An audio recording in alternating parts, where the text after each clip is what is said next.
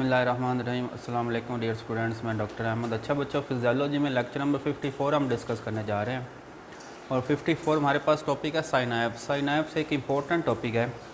अब देखें, हमारे पास दो न्यूरॉन्स हैं, एक न्यूरॉन ये है, दूसरा न्यूरॉन ये है। दो न्यूरॉन के दरमियान ये कॉन्टैक्ट पॉइंट है, ये देखें ये कॉन्टैक्ट पॉइंट है। इस कॉन्टैक्ट पॉइंट को हम साइनैप्स कहते हैं कि दो न्यूरॉन के दरमियान ये जो खाली जगह है, अब देखें दो न्यूरॉन आपस में कनेक्ट नहीं है, इनके दरमियान गैप है, तो इस गैप को हम क्या कहते हैं, साइनैप्स कहते हैं। कि एक मेरी फिंगर ये है, दूसरी फिंगर ये है, इनके दरमियान ये जो आपको गैप नज़र आ रहा है, इस गैप को हम क्या कहेंगे, साइनैप्स कहेंगे। अच्छा, अब हमारे पास जो एक न्यूरॉन होता है उसके तीन पार्ट्स होते हैं। एक पार्ट इसकी सेल बॉडी होती है, ये डेंड्राइट है और ये एक्सोन है। अब देखिए ये दूसरा न्यूरॉन है, उसकी ये सेल बॉडी, एक्सोन और ये डेंड्राइट है। तो हमारे पास जो साइनैप्स होता है वो एक न्यूरॉन के एक्सोन और दूसरे न्यूरॉन के डेंड्राइट के दरमियान होता है। तो एक न्यूरॉन का एक्सोन, दूसरे न्यूरॉन का जो डेंड्राइट है, उन दोनों के दरमियान साइनैप्स मौजूद होता है। तो अगर हम इसको डिफ़ाइन करें तो ये कॉन्टैक्ट पॉइंट है बिटवीन टू न्यूरॉन्स। दो न्यूरॉन के दरमियान ये जो आपको कॉन्टैक्ट पॉइंट नज़र आ रहा है, इस पॉइंट को हम कहते हैं साइनैप्स। हमारे पास ये ज़रूरी नहीं है कि एक जो न्यूरॉन है वो एक ही न्यूरॉन के साथ साइनैप्स बना सकता है। तो हमारे पास जो एक सिंगल न्यूरॉन है may form synapses with many neuron, मतलब एक जो न्यूरॉन है वो एक से ज़्यादा न्यूरॉन्स के साथ भी साइनैप्स बना सकता है। इसके बाद हम बात करते हैं साइनैप्स के स्ट्रक्चर की। अब देखें इसी डायग्राम को मैंने यहाँ पे बड़ा कर दिया है, ठीक है। ये देखें ये पहला न्यूरॉन है और ये न्यूरॉन का एक्सोन है, ये दूसरा न्यूरॉन है, ये इस न्यूरॉन का डेंड्राइट है, वही बात है।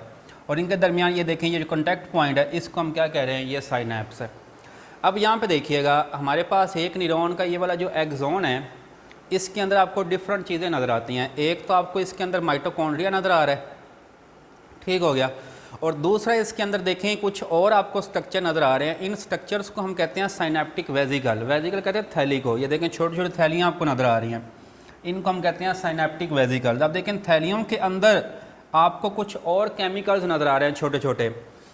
तो साइनैप्टिक वेजिकल के अंदर ये जो केमिकल्स हैं, इन केमिकल्स को हम कहते हैं न्यूरोट्रांसमीटर्स। तो सबसे इम्पोर्टेंट रोल यहाँ पे न्यूरोट्रांसमीटर का भी हम इसकी बात करते हैं, न्यूरोट्रांसमीटर क्या होते हैं, ठीक हो गया। तो अब देखें एक्सोन और डेंड्राइट के दरमियान ये जो खाली जगह है, इसको हम कहते हैं साइनैप्टिक क्लेफ्ट, ठीक हो गया। तो अब देखें ये जो दूसरा न्यूरॉन है उसका ये जो डेंड्राइट है, इसके ऊपर स्पेशल किस्म की साइट्स लगी होती हैं, इनको कहते हैं रिसेप्टर साइट्स, ठीक है। तो अब हम बात करते हैं इसके मैकेनिज़्म की कि ये वाला जो साइनैप्स है ये अपना काम कैसे करता है। तो आप देखें ये वाला जो न्यूरॉन है इसमें तो नर्व इम्पल्स मौजूद है। नर्व इम्पल्स कहते हैं मैसेज को, कि ये आपको नर्व इम्पल्स यहाँ पे तो नज़र आ रही है। साइनैप्स का ये काम होता है कि इसने नर्व इम्पल्स को एक न्यूरॉन से दूसरे न्यूरॉन में लेके आना है, कि यहाँ पे नर्व इम्पल्स है, यहाँ पे नहीं है। तो साइनैप्स ने क्या करना है, नर्व इम्पल्स को यहाँ से उठाना है और यहाँ पे ले आना है। लेकिन अब इसने नर्व इम्पल्स को यहाँ से यहाँ कैसे लेके आना है, उसकी हम बात करने जा रहे हैं। तो अब देखें ये जो चीज़ है ना, ये वाली जो चीज़ है, इसको हम कहते हैं साइनैप्टिक नॉब। तो जैसे ही नर्व इम्पल्स साइनैप्टिक नॉब में आती है कि यहाँ तक नर्व इम्पल्स आ गया है, तो नर्व इम्पल्स के आने से ये जो साइनैप्टिक वेजिकल्स होते हैं ये क्या करते हैं, ये अपने आप को, ये जो मेम्ब्रेन है इस न्यूरॉन की, इसको कहते हैं प्री साइनैप्टिक मेम्ब्रेन। तो ये साइनैप्टिक वेजिकल्स अपने आप को प्री साइनैप्टिक मेम्ब्रेन के साथ अटैच कर लेते हैं। तो जैसे ही अटैच करते हैं, अब क्या होता है कि ये वाली जो प्री साइनैप्टिक मेम्ब्रेन है ये फट जाती है और इसके अंदर से जो न्यूरोट्रांसमीटर्स हैं वो बाहर निकल आते हैं। देखें ये सारे न्यूरोट्रांसमीटर कहाँ पे आ गए हैं, ये आ गए हैं साइनैप्टिक क्लेफ्ट में। अब आगे क्या मौजूद है, आगे ये दूसरा न्यूरॉन है और इसका ये देखें इसके ऊपर आपको ये स्पेशल रिसेप्टर साइट्स नज़र आ रही हैं। तो जैसे ही न्यूरोट्रांसमीटर यहाँ पे आते हैं तो ये फ़ौरन क्या होते हैं, ये फ़ौरन रिसेप्टर साइट के साथ जाके अटैच हो जाते हैं। ये देखें न्यूरोट्रांसमीटर किसके साथ अटैच हो गए हैं, इन रिसेप्टर साइट्स के साथ। तो जैसे ही न्यूरोट्रांसमीटर अगले न्यूरॉन की रिसेप्टर साइट के साथ अटैच होते हैं तो फ़ौरन आपका ये वाला जो न्यूरॉन है इसकी परमिबिलिटी भी चेंज हो जाती है।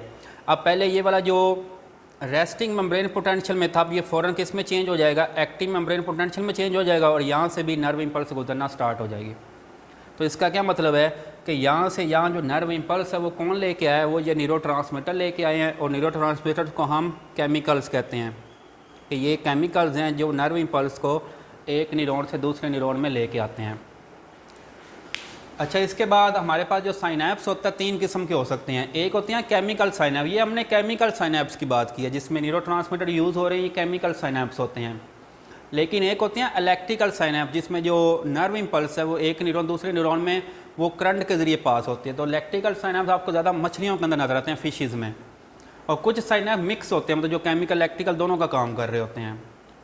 उसके बाद हम बात करते हैं न्यूरोट्रांसमीटर्स क्या होते हैं। तो ये ऐसी चीज़ें हैं released by pre synaptic membrane. वही देख लें कि ये जो न्यूरोट्रांसमीटर्स हैं ये कहाँ से रिलीज़ हुए हैं, प्री साइनेप्टिक मेम्ब्रेन से। और ये कहाँ पे आ गए हैं, साइनेप्टिक क्लेफ्ट में आ गए हैं। ये देखें ये स्पेस है, साइनेप्टिक क्लेफ्ट यहाँ पे आ गए हैं और यहाँ पे आके ये इन रिसेप्टर साइड के साथ आके अटैच हो जाएंगे। तो न्यूरोट्रांसमीटर भी आगे दो तरह के होते हैं। एक होते हैं एक्साइटेटरी न्यूरोट्रांसमीटर, ऐसे न्यूरोट्रांसमीटर जो किसी भी रिएक्शन को स्टार्ट करवा रहे होते हैं। और इनहिबिटरी ऐसी होती हैं जो आगे नर्व इम्पल्स को रोक देते हैं, मतलब ये नर्व इम्पल्स को आगे भेजती हैं, वो एक्साइटेटरी होते हैं। और जो नर्व इम्पल्स को वहीं पर रोक दे उनको कहते हैं इनहिबिटरी। हमारे पास जो एक्साइटेटरी न्यूरॉन्स है इसमें आपके पास एग्जांपल्स हैं एपिनेफ्रिन, नॉरएपिनेफ्रिन। ये दोनों न्यूरॉन्स जो न्यूरोट्रांसमीटर्स हैं ये एक्साइटेटरी का काम करते हैं। और हमारे पास इनहिबिटरी में ग्लाइसिन और गैबा है, तो ये दोनों इनहिबिटरी हैं।